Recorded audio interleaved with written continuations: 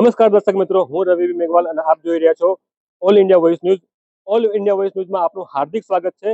આજે આપણે નરોડા વિસ્તારમાં ફ્રૂટ માર્કેટ છે, એની બાજુમાં એક કોમ્પ્લેક્સ છે, કિશનદયાલ કોમ્પ્લેક્સ. ત્યાંના ઉપર આપણે આવ્યા છીએ અને આપણે અહીંયા એક વ્યક્તિને મળ્યા છે જે 20 વર્ષોથી પક્ષીઓને પાણી અને દાણા નાખે છે. અને એ વ્યક્તિને આપણે મળીશું અને એમનું મંતવ્ય લઈશું. નમસ્કાર સાહેબ. હા બોલો. સૌથી પહેલા આપનું નામ અને પરિચય. મારું નામ જયરામભાઈ છે, જયરામભાઈ દેસાઈ. મારું કામ એ છે, મારી નોકરી MTS માંથી, ત્યારથી હું લગભગ 20 થી 22-25 વર્ષથી દાણા નાખું છું. લોકોના કોમ્પ્લેક્સમાંથી પૈસા આવે, હું પોતાના પૈસા નહીં નાખતો. આ લોકો કોઈ 2000 આપે, કોઈ 5000 આપે, કોઈ 10,000 આપે. જે લોકો પૈસા આપી એના 10-15,000 રૂપિયા ભેગા થાય છે. એક દુકાન છે, એમાં જમા કરાવો ને અહીંયાથી લાઈન 10-20 કિલો રોજ દાણા નાખું છું.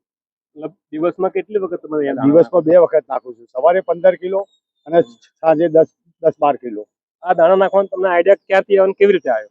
એવી રીતે કે આ લોકો જે થોડું ધર્મ પૂન કરતા હતા એના હિસાબે મને એમ લાગ્યું કે અણબોલ જીવ છે, અણબોલ જીવને આપણે નાખવાથી પુણ્ય થાય. એવી લોકોને મેં ચર્ચા ફેલાવી, લોકો મને પૈસા આલવા મળ્યા અને હું દાણા નાખવા માંડ્યો. આ આવી તડકા જેવી ગરમી છે, 50 ડિગ્રી 48 ડિગ્રી આસપાસ ધૂપ લાગે છે લોકોને. આ વિશે આપ લોકોને શું સંદેશો આપવા માંગો છો?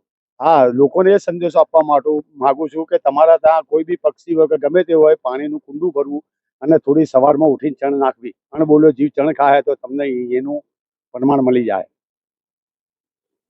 તો તમે જોયું કે આ જયરામ બાપુ હતા, 20 વર્ષથી પક્ષીઓને દાણા પાણી નાખે છે ફક્ત એક સેવા માટે. તમે પણ મારી રિક્વેસ્ટ છે કે તમે પણ તમારા ઢાબા ઉપર કે છત ઉપર, તમે જ્યાં જગ્યા મળે ત્યાં, તમારા ઘરે છત ઉપર જગ્યા ના હોય, તમે ગાર્ડનમાં કે ઢાબા ઉપર જઈને તમે પક્ષીઓને પાણી અને દાણાનું નાખવાનું ચાલુ કરો, જેથી પક્ષીઓને 2 ટાઈમ જમવાનું મળે અને પીવાનું મળે. કેમ કે આટલી ગરમીમાં આપણે માણસ જે છે બોલી શકીએ કે મને તરસ લાગી છે, મને ભૂખ લાગી છે, આપણે ગરમી સહન કરી શકતા નથી. એ તો મૂંગા પક્ષીઓ છે, એ કોને કહેવા જશે? તો આવા જેવા ધર્માતાઓ છે, જે સેવા કર્મીઓ છે, એ બધાને દાણા પક્ષીઓને નાખે છે.